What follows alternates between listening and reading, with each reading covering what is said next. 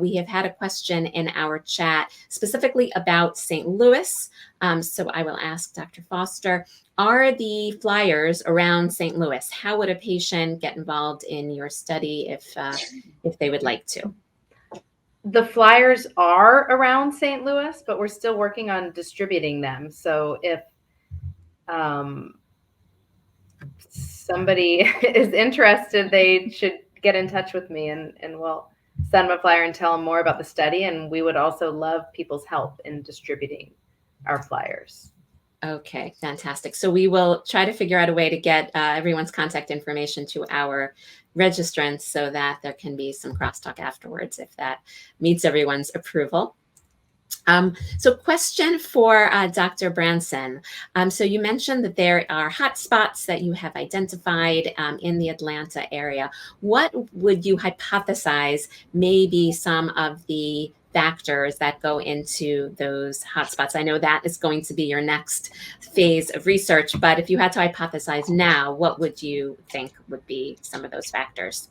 Yes, I think I briefly spoke about it during the presentation. So it could be that they're living near certain areas. So it could be CO2 emissions. Other factors can include having food deserts. So we have to really look to see if that environment include certain aspects that aren't there in other parts of the area. Okay, thank you very much. Paula, a question for you. What you mentioned that samples were taken from, I think, 400 or so participants for genetic testing. What specific genetic testing is being done on the samples that you're collecting? Sure. Our study is also attached to the large PD consortium. So we're doing whole genome genotyping. We are not doing specifically like genetic testing for specific genes. So it's all the genome. It's about 1.4 million variants. So the idea is to do more population-based studies than individually based. Okay, thank you very, very much. Dr. Goldman, so based on your work, what do you think is the most important thing that a clinician can do generally to increase rehab participation in their patients? Or is the problem that clinicians aren't speaking about it? What is your take on how to improve the situation? Sure, thanks for the question, Rebecca. And it's a multifactorial situation, but I think getting the word out, so increasing awareness and education on both the healthcare provider level and on the patient community, that rehabilitation can play a very important role across all disease stages. So it's never too early, even at the time of diagnosis or shortly thereafter, to think about being proactive in rehabilitation, and also what the other rehabilitation disciplines can do for someone living with Parkinson's. Okay, it's great, because just as I was asking that question, a question came in from the audience about, do you recommend rehab services as soon as people with PD have a diagnosis, or do you need to have severe deficits? So you just addressed that right away is not too early. So that's an important message as well. Dr. Hegland, would you be able to enlighten us about your trajectory from studying DBS in speech and swallow disorders to studying disparities in DBS therapy? How did you come to study this particular aspect of DBS? Yeah, thank you for the question. So as I tried to emphasize in my intro slide, my doctoral student, Bryn Taylor, is really passionate about health disparities across multiple different patient types. And so when we saw the announcement for this particular grant come through, we knew that we wanted to submit based on some of her preliminary work she had already done in DBS.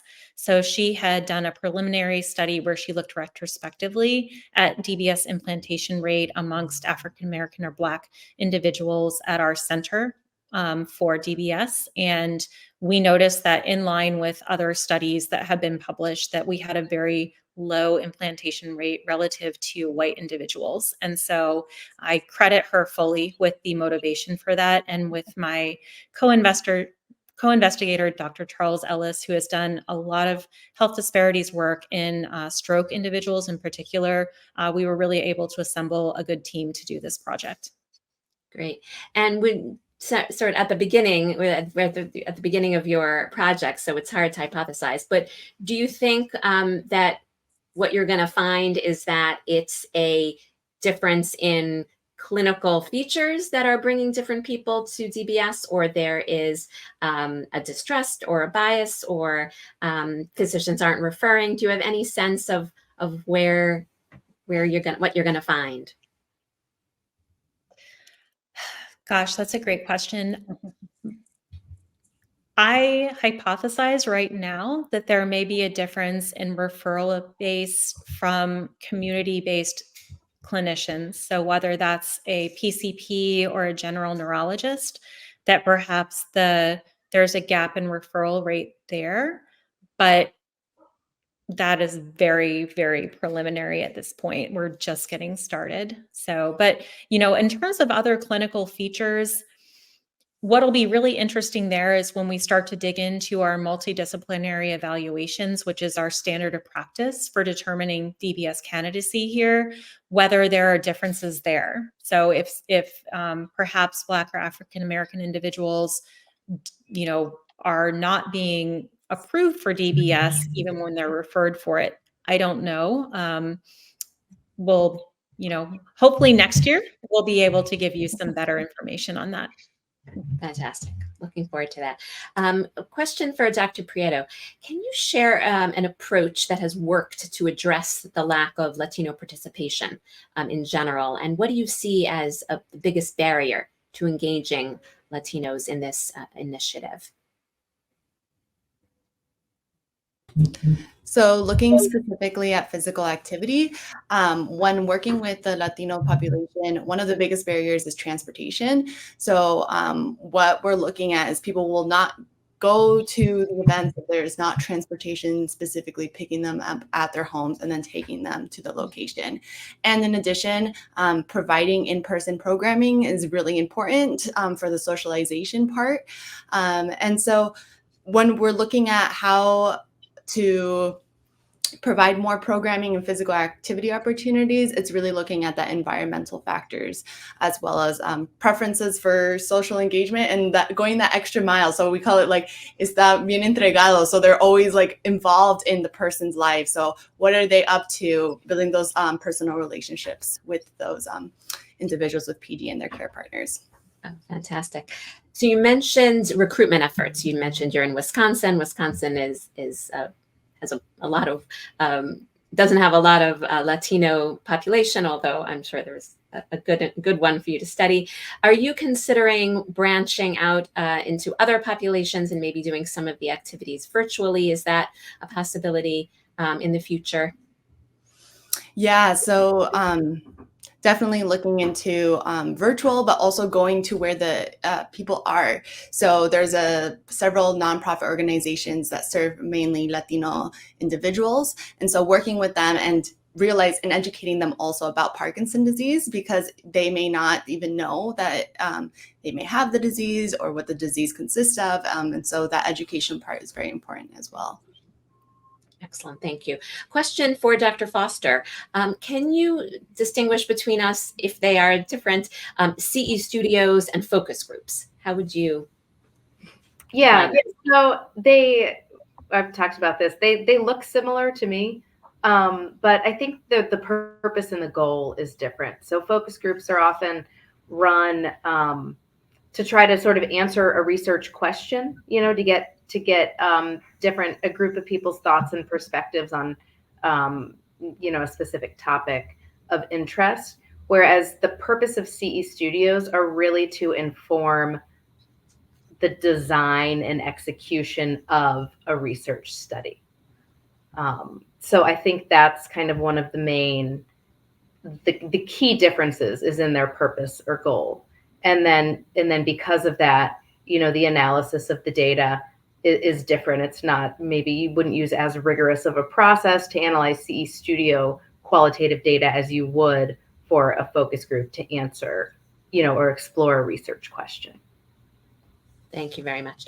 We have a question from Dr. Pickett, and we'll ask this question. Who should answer this question? Perhaps maybe Paula. And you mentioned this a little bit, or really we can open this to anyone who wants to answer. Do you have referral pathways in place for working with your communities? And what are you doing to see that clinical service needs are properly being met? So maybe Paula, you can take that one, and then anyone else who wants to answer can answer.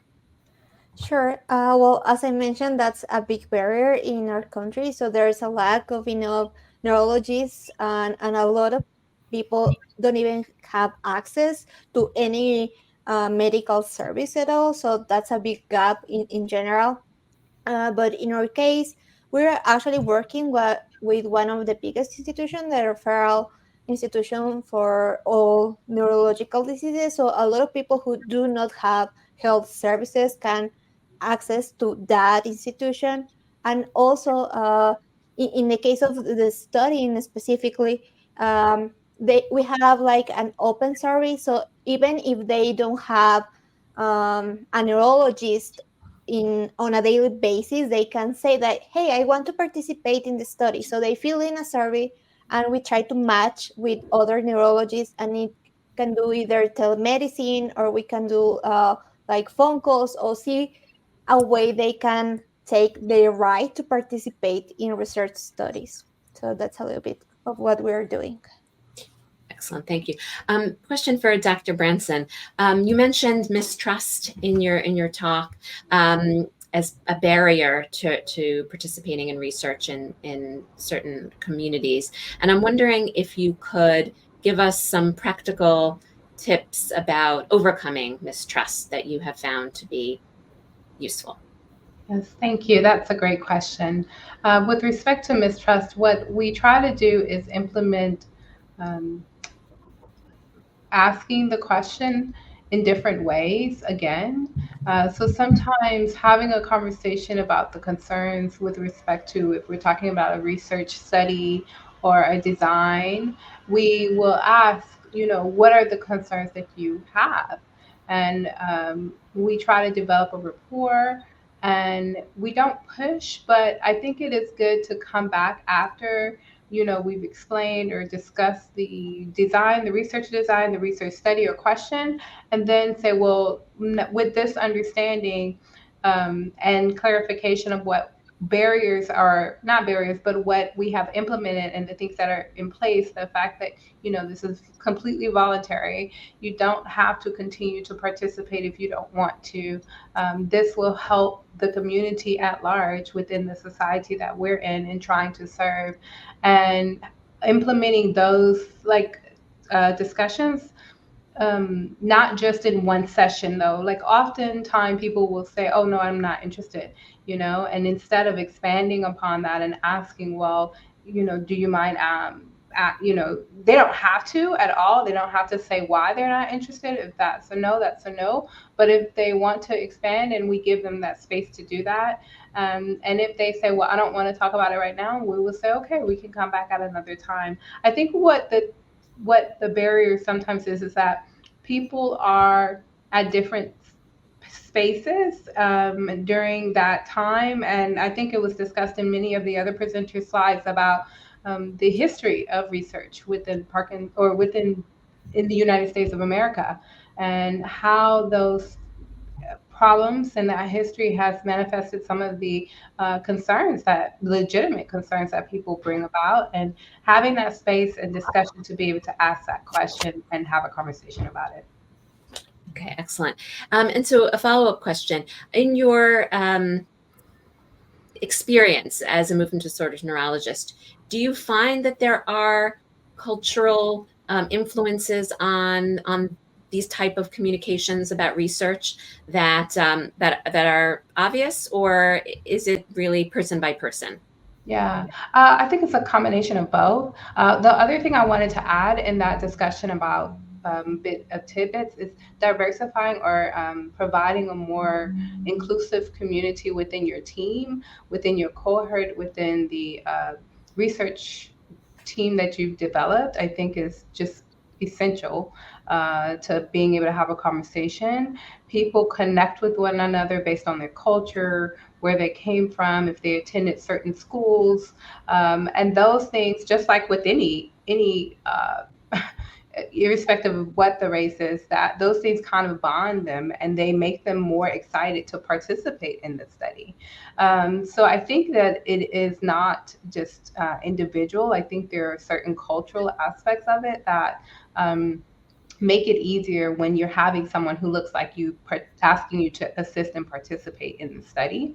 And also there are probably some individual components that can, I can't think of any at this point, which is why I'm thinking it's more of a cultural component than just an individual one, if that makes sense. Yeah. Very good, thank you. So we have a question, and this I'll give to Dr. Goldman. The recommendation for physical activity for people with Parkinson's, does that apply equally to all people with Parkinson's, or do you adapt that for different stages of Parkinson's? Well, physical activity is certainly important across all stages of Parkinson's, whether it comes as form of multiple different types of physical activity or in the form of exercise specifically. But I think as people's needs and goals and abilities change over the course of Parkinson's, we do need to make adaptations to what people can do or what they might need a little help doing and so forth. But regardless, I think, across all stages, there are ways to be engaged and active physically. And I'll also make a plug as well as mentally and cognitively throughout all stages. Great, thank you. So we have a great question. And this, Dr. Prieto, we'll give to you. So any thought on how to reach Latinos? Now, there was a question about the difference between Latinos and Latinas, and that's referring to men and women who identify with that ethnicity. Are there ways to reach people who may use different language to refer to themselves? Some may identify as Latinos, some may prefer Hispanic, and sometimes people may feel excluded based on this language and these marketing materials. How do you bridge that gap? How do you think about sort of the language you're using to recruit people? Yeah, this is something that we're still working on, especially when we think about what are people's preferences. And many times it's also the country of origin. So let's say it's Latin American countries or certain different cultures, or if they're born in the US versus foreign born, do they feel like that applies for them? But so when recruiting, we're really looking at what shared culture do we have? So similar to what Dr. Bronson was saying around, all right, so when we talk about Latino, this is how we're defining it here. But if you yourself, how you identify, we're looking at individuals who have that Latin American and Spanish or culture or origin. And what's really important too is that Spanish proficiency or being able to speak Spanish, connecting with participants in that way. And of course, there are other languages that are spoke throughout Latin America that I myself don't speak, but then it's also important to see that as a limitation of our recruitment. Okay, fantastic. It's always good to remember that these large groups have sort of multifaceted aspects to them, that not everybody who identifies as one type of ethnicity are all the same. There's a large variability. And so next question for Dr. Foster. What would be sort of a tangible outcome that you're envisioning from your community engagement studio's work? If you had to hypothesize, what would be sort of a tangible thing that people can do to improve Parkinson's care in the Black community, let's say? How would your community engagement studios achieve that? So the studios, the goal of our studios were to help us guide the design of our interview study. And so what we hope to understand from our interviews are, specific factors like barriers or supports that influence the Black or African American community with Parkinson's disease in our region, their engagement in research, clinical care, and community services. So some tangible things that we hope come out of those interviews. We also are asking about stakeholders and partners. And so some tangible things that we hope come out of those interviews are specific strategies for recruitment, for research. So, where are the best places to recruit? What are the best methods to use to recruit? Also some specific community partnerships. So who can we partner and build relationships with in our communities so that we can increase our reach and we can improve the access of people that we aren't currently reaching. So, faith-based organizations or different community clinics. Also, one thing that we would like to do is develop a network, like a community or clinical referral network. So this goes back to one of the earlier questions of the clinicians in our region who are treating underrepresented people with Parkinson's disease. And so, not all of them can be referred to the WashU Movement Disorder Center just because, the wait time to see a clinician is like 6 months or a year, but how we can develop a network so that we can communicate with each other and, make the process easier for specialty referrals if needed, or just do some, co-learning and troubleshooting together when different community clinicians encounter these individuals. We'd also like to develop from the people in our interviews, and then also the different suggestions that we get for who to partner with and who the relevant stakeholders are. We aim to develop a community advisory board that we can then use in all of our work moving forward, in our research and our clinical care and the community services, so that they can continue to guide culturally appropriate and accessible work. So those are some of the things that we hope to learn from the interviews that we're conducting. Thank you so much. That has brought us to the end of our Q&A for our presenters. I wanted to thank everyone for their presentation, for the work they do for the PD community, and for being here tonight and sharing your results with us.